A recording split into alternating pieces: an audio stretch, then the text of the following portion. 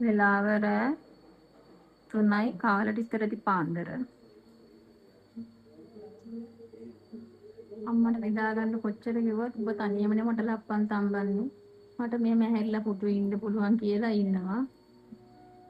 වටලප්පන් තම්බන ගමන් අද යන්න තියෙන මේ පැකිලි නිව ටික ගහනවා. කප් කඩවල වල දාන්න තියෙන ස්ටිකර් ටික.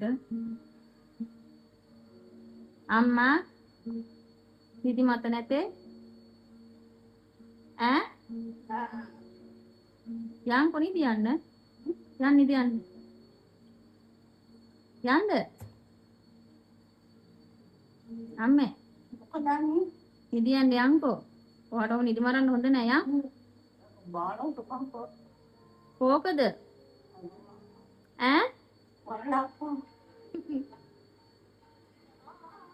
පේනවනේ ඊ තමයි මගේ අම්මා